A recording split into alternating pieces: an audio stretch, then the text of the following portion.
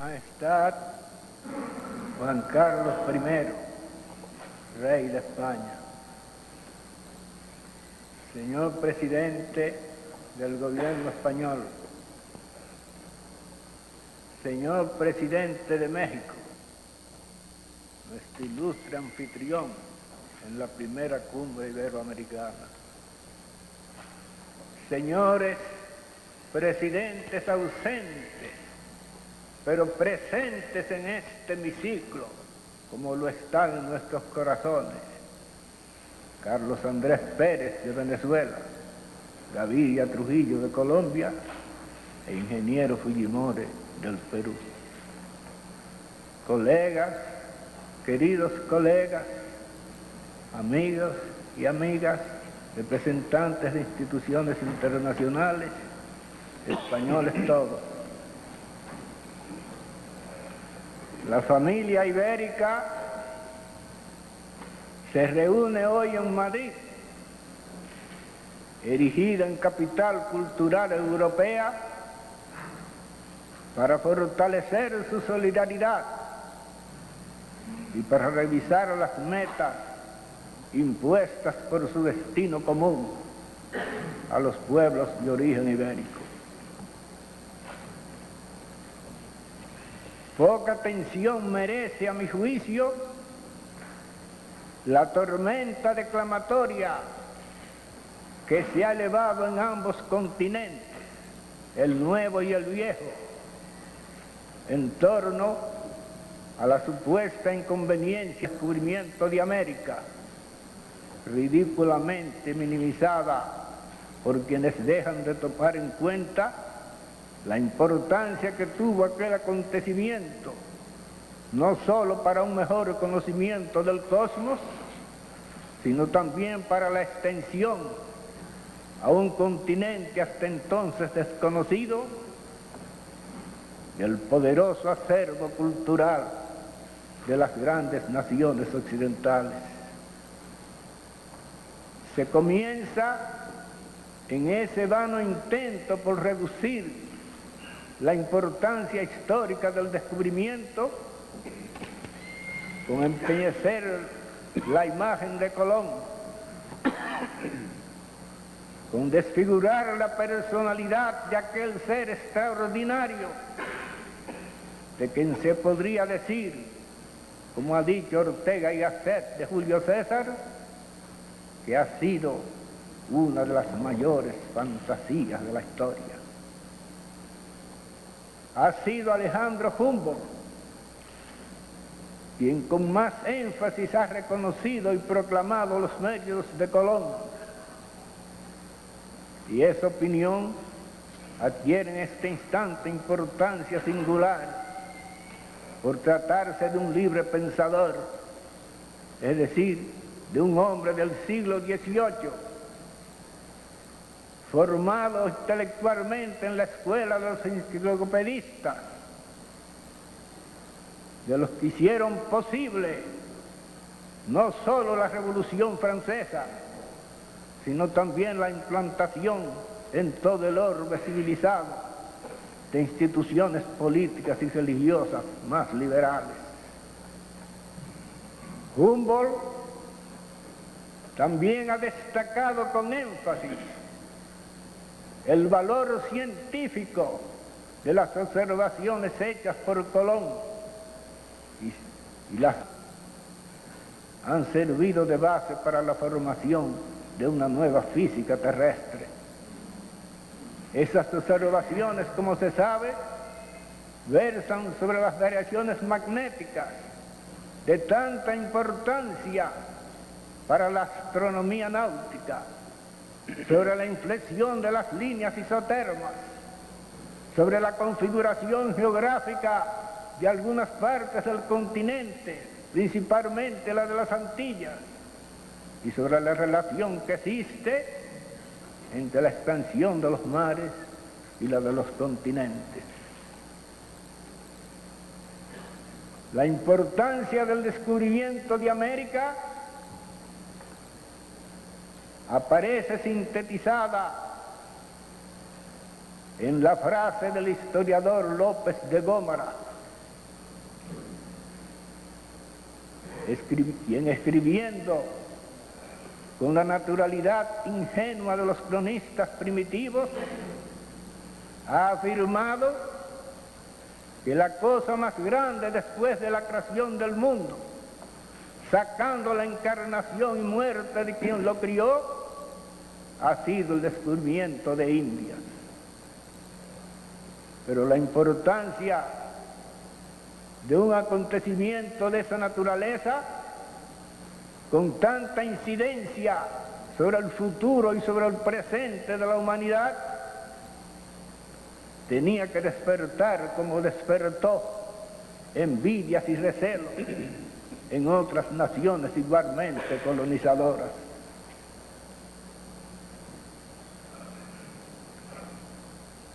La leyenda negra contra la conquista y contra esta nación, contra España, se inicia con la publicación del libro del abate francés Guillermo Raynal, ácido,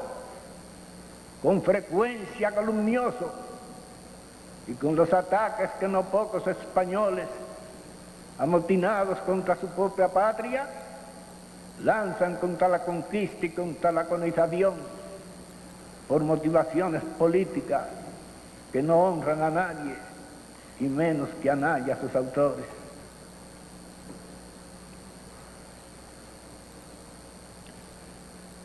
Aceptemos la validez de esas acusaciones. Convengamos en que en la conquista de América se unieron la crueldad y la codicia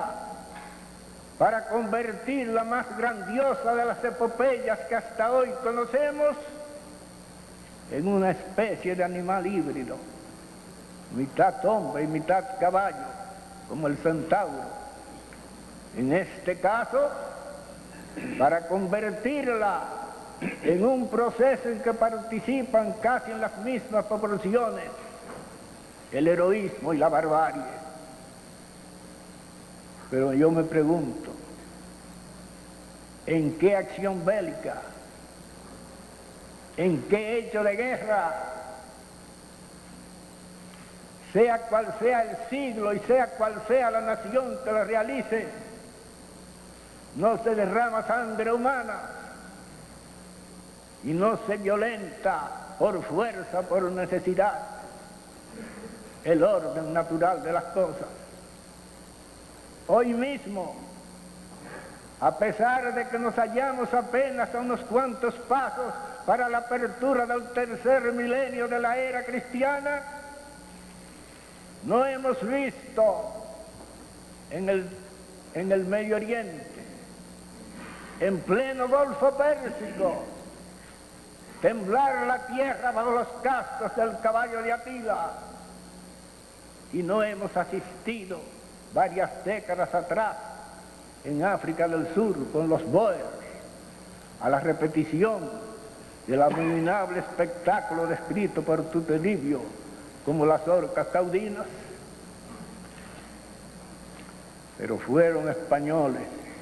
y españoles de pura cepa, los que mostraron mayor repugnancia ante esta serie de crímenes contra la humanidad. Fue la reina Isabel la Católica la primera que se preguntó a sí mismo y preguntó a sus asesores eclesiásticos si tenía o no la facultad de coartar los derechos de los indios, si podía o no imponer a los aborígenes del continente americano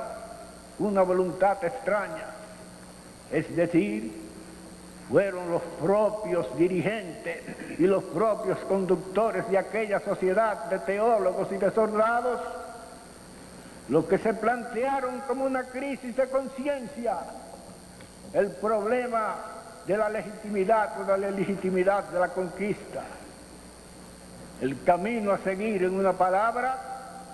ante las nuevas situaciones que la presencia de España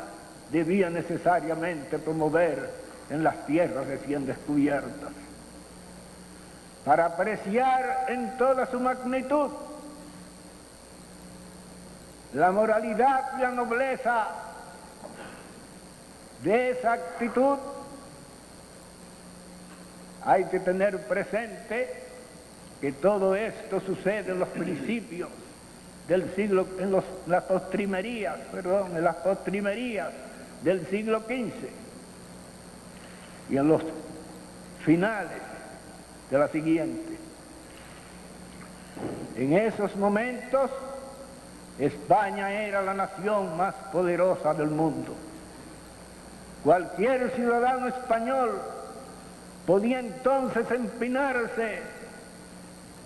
por ejemplo, sobre una de las cimas de los Pirineos, para contemplar imaginativamente desde allí, sobre toda la extensión de la tierra, las lanzas victoriosas de un imperio en cuyos dominios no se ponía el sol.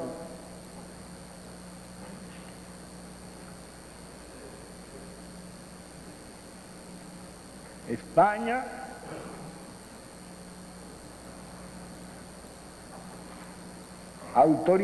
debe haber autorizado naturalmente excesos durante la conquista,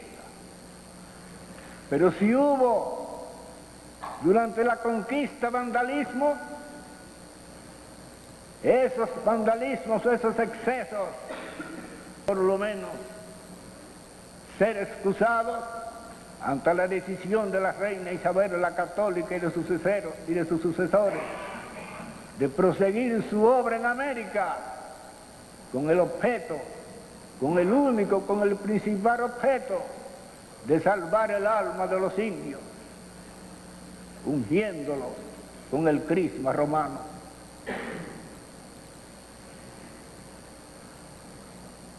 España, en esa ocasión como en muchas otras, procedió, según la conocida expresión de Shakespeare, como Dios que hiere para salvar a lo que más ama, a sus propias criaturas, y obró como la espada de Aquiles, que según el verso homérico curaba las heridas. El defensor de los indios, el abogado de los aborígenes de América, no fue Erasmo, ni fue Lutero, ni fue ninguno de sus secuaces. Fue, por el contrario, un humilde fraile que surgió de la nada para adquirir de repente celebridad mundial por los gritos que lanzó desde el púlpito para pedir un trato más justo para los indios, por la pasión convertida en cólera sagrada, con que denunció las demasías de la conquista, y con la vehemencia con que sentó en el banquillo de los acusados a su propia patria, con el pretexto de poner sobre ella la majestad de la justicia. He mencionado, como obviamente lo habrán advertido los que me escuchan, a Fray Bartolomé de las Casas. Hubo un segundo fraile, también español,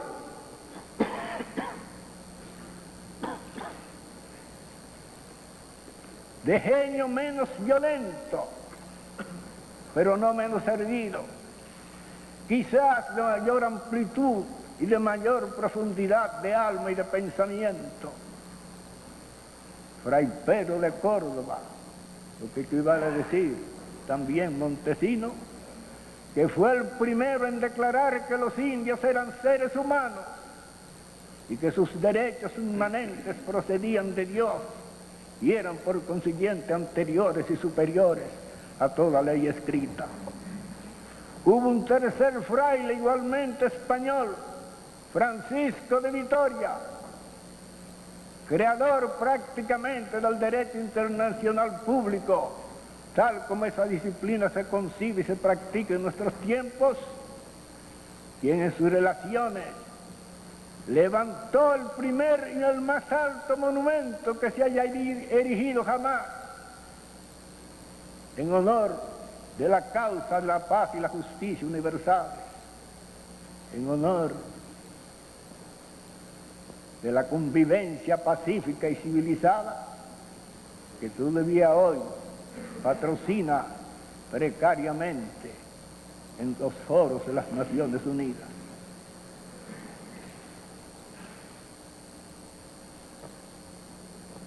En 1533, 4 años antes de que el Papa Pablo III expidiera la encíclica Sublimis Deus sobre la legitimidad de la conquista y sobre la evangelización, llegó a Santo Domingo de la Española en la propia nave imperial de Carlos V, Francisco de Barrio Nuevo, investido con la representación personal de la más grande y de la más poderosa autoridad de la época, para suscribir con el cacique Enriquillo un tratado sui generis, en que se reconoce el derecho de los indios a escoger sus propias autoridades y su derecho a vivir y a trabajar sin interferencias extrañas. La pequeña isla de San Gracia a Carlos V y a 3 frailes españoles en el centro de un movimiento ecuménico que varios siglos después debía culminar con la Declaración por la Revolución Francesa de los Derechos del Hombre, y que desde un principio se estructuró sobre la base de que el ser humano, como el primer ente de la creación, debía ser el objeto y el fin de toda acción que se emprende en la tierra para exaltar a la sociedad universal o para dotar a esa sociedad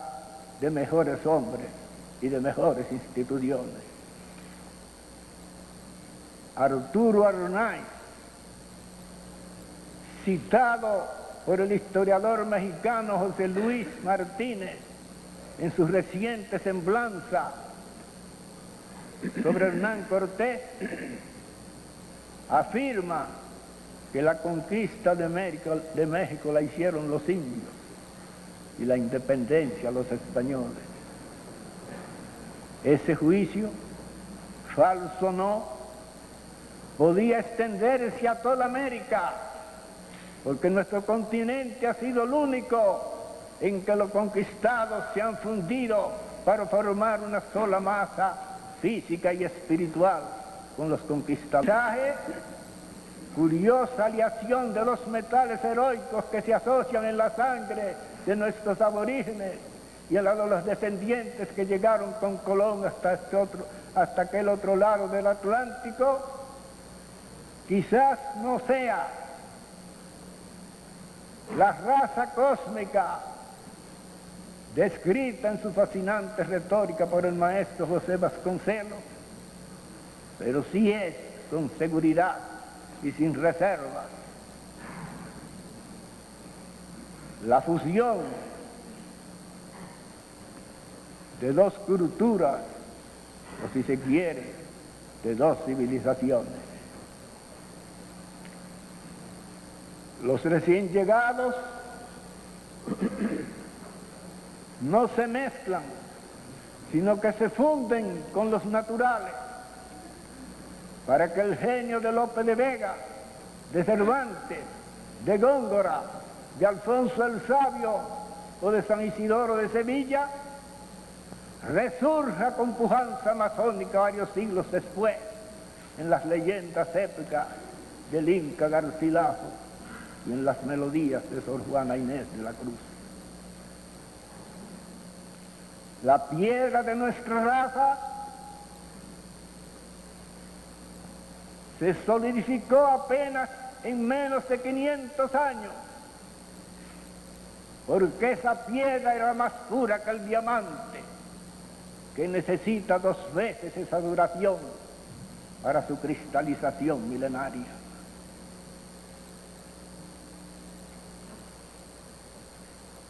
En Sevilla